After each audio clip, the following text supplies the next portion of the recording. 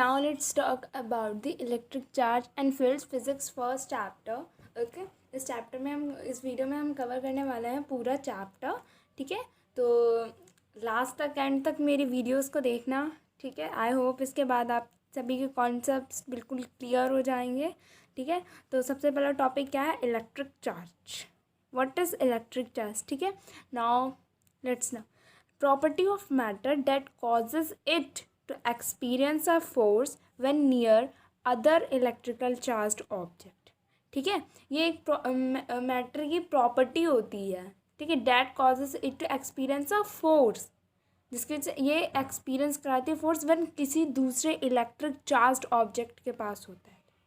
ठीक है, जब इसके पास जाती है तो उसकी वजह से ये फोर्स एक्सपीरियंस करती है. कौन सा फोर्स? इलेक्ट्रोस्टैटिक फोर्स एक्सपीरियंस करती है. उस प्रॉपर्टी को हम क्या बोलते हैं? Electric charge.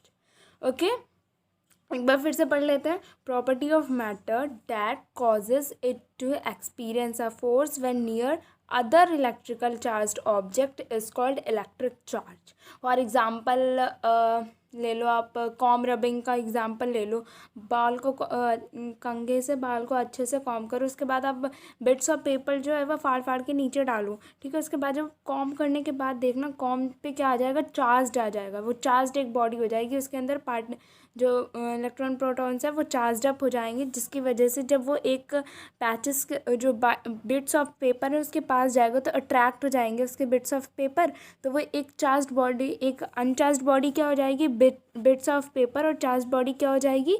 कॉम, जिसकी वजह से वो पास में आ जाएगा, तो जिसकी वजह से अनचार्ज पार्टिकल जो है उसके पास अट्रैक्ट हो जाएंगे. ठीक है, उसके एक फोर्स एक्सपीरियंस करेंगे. वो क्या होता है? Electrostatic force. और इस कंडीशन को क्या बोलते हैं? Electric charge. Okay, I hope ये कॉन्सेप्ट आपको क्लियर हुआ होगा. इसके बाद हमारे पास दो टाइप के इलेक्ट्रिक चार्ज होते हैं. एक पॉजिटिवली इलेक्ट्रिक चार्ज, एक निगेटिवली इलेक्ट्रिक चार्ज. ना पॉजिटिवली इलेक्ट्रिक चार्ज क्या होता है? जिसमें प्रेजेंस ऑफ एक्सिस चार्ज और प्रोटॉन्स होता है. ठीक है, जिसमें इलेक्ट्रॉन्स कम होते हैं, प्रोटॉन्स ज़्यादा होता है. ठीक है, उसको क्या बोलते हैं? पॉजिटिवली इलेक्ट्रिक चार्ज बोलते हैं. ठीक है, और जिसमें इलेक्ट्रॉन्स कम प्रोटॉन्स ज़्यादा होते हैं उसको क्या बोलते हैं? निगेटिवली इलेक्ट्रिक चार्ज बोलते हैं. Okay, now let's study about the methods of charging. ठीक है, कि मतलब कि किस किस मैथड्स से जो है वो एक अनचार्ज्ड बॉडी चार्ज्ड अप होती है और इलेक्ट्रॉन्स का ट्रांसफ़र होता है. ठीक है, तो फर्स्ट मेथड क्या है? Charging by rubbing. ठीक है, तो चार्जिंग बाय रबिंग किसके लिए यूज़ होता है? इंसुलेटर्स के लिए. इंसुलेटर्स क्या होते हैं? इंसुलेटर्स वो होते हैं जिसमें हम इलेक्ट्रिसिटी पास नहीं करवा पाते. ठीक है, पास नहीं होती है इसमें इलेक्ट्रिसिटी. ठीक है, तो उस चीज़ के लिए हम कौन सा मेथड यूज़ करते हैं? Charging by rubbing. For example com rubbing है. ठीक है, जो अभी हमने थोड़ी देर पहले एक्सप्लेन किया था. ठीक है, तो इसमें क्या होता है? ट्रांसफ़र ऑफ इलेक्ट्रॉन्स होता है, जिसकी वजह से जो अनचार्ज्ड बॉडी है वो चार्ज्ड अप हो जाती है. ठीक है, और वो एक एक्सपीरियंस करती है फोर्स को, जिस फोर्स को कहते हैं electrostatic. Okay, now second that is charging bye contact. ठीक है, कंडक्टर, जिसे ये सिर्फ कंडक्टर्स के लिए होता है, और ये जो चार्जिंग बाय रबिंग है ये सिर्फ इंसुलेटर्स के लिए होता है. ठीक है, कंडक्टर्स के लिए क्या होता है? When a charged body conduction charges the uncharged body with same kind of charge. ठीक है, इसमें क्या होता है कि दो चार्ज्ड, एक अनचार्ज्ड बॉडी एक चार्ज्ड बॉडी को हम कांटेक्ट कराते हैं, उनका पास में लाते हैं, उनको कांटेक्ट कराते हैं, तो उसमें क्या होती है? अनचार्ज्ड बॉडी जो है वो चार्ज्ड अप हो जाती है. ठीक है, जैसे कि अगर हमारे पास चार्ज्ड बॉडी पॉजिटिवली चार्ज्ड है तो जो हमारे पास जो अनचार्ज्ड बॉडी है उसके ऊपर भी पॉजिटिव चार्ज आएगा. अगर चार्ज्ड बॉडी निगेटिव है तो अनचार्ज्ड बॉडी के ऊपर भी पॉजिटिव चार्ज वो निगेटिव चार्ज आएगा. ठीक है, बस हम इसमें क्या करते हैं कि एक चार्ज्ड बॉडी एक अनचार्ज्ड बॉडी को हम कांटेक्ट कराते हैं, जिसकी वजह से एक अनचार्ज्ड बॉडी है वो चार्ज्ड अप हो जाती है सेम काइंड ऑफ चार्ज से. ठीक है, और ये किस में यूज़ होता है? सिर्फ कंडक्टर्स में यूज़ होता है, और इसको क्या कहते हैं? Charging by rubbing. ठीक है, और ये सिर्फ और सिर्फ कंडक्टर्स के लिए. इंसुलेटर्स के लिए क्या है? Charging by rubbing. और कंडक्टर्स के लिए क्या है? Charging by contact. ठीक है, now let's come to third that is charging by induction. इसमें क्या होता है कि हम जो है ना पार्टिकल्स वो चार्ज्ड और अनचार्ज्ड बॉडी को सिर्फ पास में लाते हैं, उनका कांटेक्ट नहीं कराते, सिर्फ पास में लाते हैं. जैसे कंडक्टर में हम उनका कांटेक्ट करा देते थे, उनको एक दूसरे से टच करा देते थे. बस इंडक्शन में क्या करते हैं कि हम एक दूसरे को पास में लाते हैं, ठीक है, टच नहीं कराते। तो जैसे कि एक charged body, positively charged body है, एक निगेटिवली चार्ज्ड, वो सॉरी, एक अनचार्ज्ड बॉडी है, तो हम एक दूसरे को उसके पास लाएंगे तो जो अनचार्ज्ड बॉडी है वो निगेटिव चार्ज से वो चार्ज अप हो जाएगी। अगर वो पॉजिटिव चार्ज से होगी तो जो चार्ज्ड बॉडी है वो पहले पॉजिटिव होनी चाहिए, मतलब सेम काइंड ऑफ चार्ज उस पर लग जाएगा, ठीक है। Induction charge is the uncharged body with the opposite kind of charge, ठीक है। अगर हम पॉजिटिव ला रहे हैं तो वो निगेटिव हो जाएगा, निगेटिव ला रहे हैं तो पॉजिटिव हो जाएगा, ओके। तो ये किस लिए होता है? Charging by induction, charging by contact किसके लिए था? कंडक्टर्स के लिए। चार्जिंग बाय रबिंग किसके लिए था? इंसुलेटर्स के लिए, ठीक है। और इसमें क्या होता है कि इलेक्ट्रॉन्स का ट्रांसफ़र होता है, ओके। आई होप ये मेथड्स ऑफ चार्जिंग आपको समझ में आया होगा। इसमें क्या होता है कि कंडक्टर इंडक्शन में यही डिफरेंस होता है कि कंडक्टर में क्या करवाते हैं हम लोग कि एक चार्ज्ड और अनचार्ज्ड बॉडी को पास में लाते हैं, वो सेम काइंड से चार्ज जाती है, ठीक है, अनचार्ज्ड बॉडी, और उसका हम कांटेक्ट कराने पर वो चार्ज होती है। बट इंडक्शन में क्या होता है? इंडक्शन में हम सिर्फ पास में लाते हैं उस बॉडी, अनचार्ज्ड बॉडी को एक चार्ज बॉडी के पास में लाते हैं। अगर चार्ज बॉडी पॉजिटिव है तो वो क्या हो जाएगी? अनचार्ज्ड बॉडी निगेटिवली चार्ज्ड हो जाएगी, अगर वो निगेटिव है तो वो पॉजिटिव हो जाएगी, okay. Now let's come to properties of electric charge, ठीक है। तो हम पढ़ेंगे कि अब हमने इलेक्ट्रिक चार्ज पढ़ लिया, फिर टाइप्स ऑफ इलेक्ट्रिक चार्ज पढ़ लिया, 2 टाइप्स होते हैं, फिर उनके नेचर के बारे में पढ़ा कि मतलब कि कैसे चार्जिंग होती है, कौन कौन से मेथड्स यूज़ किए जाते हैं। नाउ अब हम पढ़ेंगे इलेक्ट्रिक चार्ज की प्रॉपर्टीज़, क्या खासियत है, क्या कैरेक्टरिस्टिक है, वो हम पढ़ेंगे। तो सबसे पहले इसकी फर्स्ट कैरेक्टरिस्टिक क्या है? वो है एडिटिव ऑफ चार्ज, ठीक है। एडिटिव नेचर ऑफ चार्ज क्या होता है, ठीक है। Total charge on a body is the algebraic sum of all charge located anywhere on the body. मतलब कि जो टोटल चार्ज होता है एक बॉडी पे, वो क्या होता है कि पूरी जो एक चार्ज्ड अप बॉडी होती है उसमें जो, आपको रुक जाओ मैं बना के दिखाती हूँ तो then you will concepts will be clear betterly, okay. जो इसमें क्या होता है कि total charge on a body is the algebraic sum of all charges located anywhere on the body. मतलब ये मान लो हमारे पास कोई बॉडी है और ये चार्ज अप बॉडी है, तो इसका एल्जेब्रिक सम क्या होगा? टोटल चार्ज क्या होगा कि मतलब कोई इलेक्ट्रॉन यहाँ है, प्रोटॉन यहाँ है, ऐसे ऐसे ऐसे, इलेक्ट्रॉन यहाँ है, इलेक्ट्रॉन यहाँ है, मतलब किसी भी कोने में प्रेजेंट होगा, उसको काउंट करते हुए जब तक उसको काउंट नहीं कर लेंगे तब तक हम उसको ऐड नहीं कर सकते हैं, ठीक है। यह इसकी प्रॉपर्टी है कि मतलब कि कोई भी चार्ज कहीं पे भी प्रेजेंट हो एक चार्ज्ड बॉडी पे, हम उसको काउंट करेंगे, वही होगा algebraic sum total charge on a body, ठीक है। ये था हमारे पास क्या? एडिटिव नेचर ऑफ चार्ज, ठीक है। अब क्या है? Conservation of charge in isolated system. ध्यान देना, कौन से सिस्टम में? आइसोलेटेड सिस्टम में। The total charge remain constant at all times, ठीक है। जो चार्ज, टोटल चार्ज जो होता है वो हमेशा एक कांस्टेंट रहता है हर समय, ठीक है। क्या रहता है?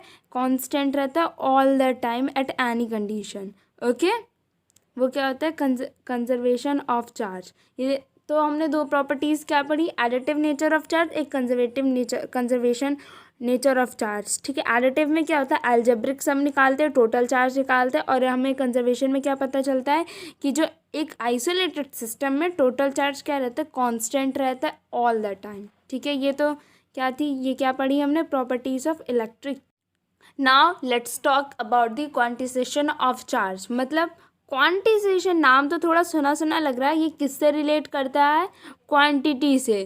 क्वांटिटी मतलब मात्रा, किससे रिलेट करता है? क्वांटिटी से, ठीक है। कि क्वांटिटी ऑफ चार्ज, मतलब क्वांटिटी ऑफ चार्ज क्या होता है? मतलब कोई भी चार्ज कितनी उसके मल्टीप्लाइज में अवेलेबल है, वो कितने मल्टीप्लाइज में, मैक्सिमम में, मिनिमम में कितना अवेलेबल हो सकता है कोई भी चार्ज। इसकी देखो, आप डिफिनेशन पढ़ोगे खुद समझ में आएगा।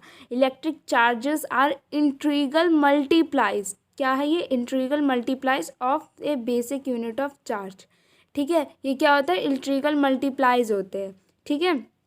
कि कोई भी एक चार्ज है, मान लो ये कोई चार्ज है, वो कितने मैक्सिमम में अवेलेबल है, कितने उसके मल्टीप्लाइज में वो अवेलेबल है, उस चीज़ को हम कहते हैं इलेक्ट्रिक चार्ज। वो क्या कहते हैं? क्वांटिजेशन ऑफ चार्ज, ठीक है। कोई भी n charge, n times of electronic charge, ठीक है। इसको हम किससे डिनोट करते हैं, ई से हम इसको डिनोट करते हैं। और इसका फॉर्मूला क्या होता है, Q equals to n into e. ठीक है, इसका फॉर्मूला क्या होता है, Q equals to n into e. E यहाँ पे क्या डिनोट करता है, फंडामेंटल यूनिट ऑफ चार्ज। ये फंडामेंटल यूनिट ऑफ चार्ज है, जैसे हमने पढ़ा था अभी क्वांटाइजेशन ऑफ चार्ज किससे डिनोट होता है, ई से। ठीक है, यहाँ पे Q क्या है, Q is a charge on a body है। Q क्या है यहाँ पे, Q क्या वो कर रहा है, चार्ज ऑन अ बॉडी दिखा रहा है। ठीक है, और यहाँ पे N क्या है, कोई भी इंटीग्रल, मतलब कोई भी इंटीगर। इंटीगर तो आपको पता ही होगा, मैथ्स के स्टूडेंट 10 तक तो मैथ पढ़ी है। ठीक है, ये है इंटीगर। ठीक है, तो इसका फॉर्मूला क्या बनेगा, Q equals to n into e. Okay, इसका फार्मूला ये होता है, और ये फार्मूला बहुत इंपॉर्टेंट होता है। ठीक है, आई होप ये समझ में आया होगा कॉन्सेप्ट आपको, quantization of charge. Now it's time to ठीक है, अब हम सबसे इम्पोर्टेंट टॉपिक पढ़ने जा रहे हैं, वो क्या, कूलम्स लॉ। मतलब हर साल क्या होता है, इस कॉन्सेप्ट से 1 मार्क्स का, 2 मार्क्स का, 3 मार्क्स का और 5 मार्क्स का क्वेश्चन ज़रूर ना ज़रूर पूछा ही जाता है, एट एनी कंडीशन पूछा जाता है। ठीक है, इसीलिए कॉन्सेप्ट ये कूलम्स लॉ जो होता है बहुत इंपॉर्टेंट होता है। ठीक है, इसके ऊपर हम क्वेश्चन भी एक आगे न्यूमेरिकल भी सॉल्व करेंगे। तो अगर आपको मेरी वीडियो पसंद आ रही है, समझ में आ रहा है, तो मेरे चैनल को ज़रूर सब्सक्राइब करना, ज़रूर लाइक करना, ज़रूर शेयर करना। ओके, ठीक है। फोर्स बिटवीन, इसका फॉर्मूला क्या होता है, फोर्स हम ये देखते हैं। कूलम्स लॉ कुछ नहीं है, बस फॉर्मूला आप याद कर लो तो आपको कूलम्स लॉ आ जाएगा। ठीक है, ठीक है। कूलम्स लॉ क्या होता है, F equals to K into Q1 Q2 upon r square. अब ये Q1 Q2 आर स्क्वायर क्या है और ये K क्या है, कोई बात नहीं, अभी समझाऊंगी। ठीक है, तो क्या होता है, फोर्स जो इसमें जो फोर्स होता है बिटवीन 2 पॉइंट्स। फोर्स मतलब कोई भी ये दो चार्ज हैं,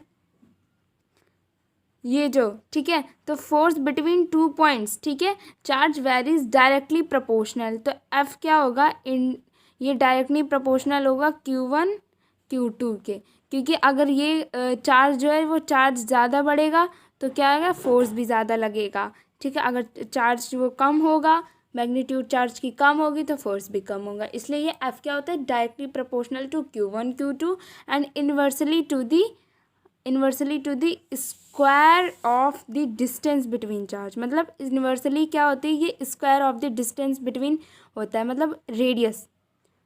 ठीक है, ये जो लाइन दिख रही है आपको, इसके ये इन्वर्सली प्रोपोर्शनल होता है। ठीक है, अगर ये ज़्यादा होगी तो फोर्स कम होगा और ये कम होगी तो फोर्स ज़्यादा होगा। ठीक है, इसका मतलब ये होता है। ठीक है, इन्वर्सली प्रोपोर्शनल होती है इसके। ठीक है, अब ये हमने पढ़ी conditions, Q1 equals to Q2, then F inversely to the 1/r। अब ये और ये का साइन हटाएंगे तो हमें क्या मिलेगा, मैं यहाँ पे एक्सप्लेन करती हूँ। हमें मिलेगा F equals to K Q1 Q2 upon r square. ठीक है, ये K क्या है, एक कांस्टेंट है। K क्या है, एक, ये यहाँ पे एक, जब हम ये साइन हटाएंगे तो हमें पता है कि जब कोई भी ऐसा का वो डायरेक्ट प्रोपोर्शनल का साइन हटाते हैं तो हमें क्या मिलता है, एक कांस्टेंट मिलता है। उस कांस्टेंट की वैल्यू क्या है, 9 इंटू 10⁹। ओके, और यही वैल्यू हमें हर जगह यूज़ करनी है इस चैप्टर में। ये इम्पॉर्टेंट है, 1 मार्क्स के क्वेश्चन में पूछा जाता है कि K की वैल्यू बताओ। ओके, और Q1 Q2 क्या है, चार्जेस हैं, R रेडियस है, और ये कांस्टेंट है K की वैल्यू। इसकी वैल्यू क्या है, 9 इंटू 10⁹ नाइन न्यूटन स्क्वायर पर कूलम। ठीक है, इसकी डायमेंशन होगी। ठीक है, आई होप ये समझ में आ रहा होगा। और ऐसा यूनिट क्या होती है इलेक्ट्रिक चार्ज की, क्या होती है, कूलम। क्या होती है, कूलम। इसीलिए इसमें देखो आ रहा है, इसलिए पर कूलम लिखा है। ठीक है, आई होप कूलम्स लॉ जो है वो आपको क्लियर हुआ होगा। बस इसमें कुछ नहीं है, इस फॉर्मूले को ड्राइव करना सीख लो, K की वैल्यू याद कर लो। ठीक है, आप 1-2 बार यूज़ करोगे न्यूमेरिकल्स में तो आपको खुद याद हो जाएगा, वैसे कोई टफ नहीं है ये। Okay, I hope Coulomb's law आपको बिल्कुल सही से क्लियर हुआ होगा। क्लियर हुआ तो मुझे एक बार कमेंट सेक्शन में ज़रूर बताना। नहीं क्लियर हुआ तो भी मुझे कमेंट सेक्शन में ज़रूर बताना।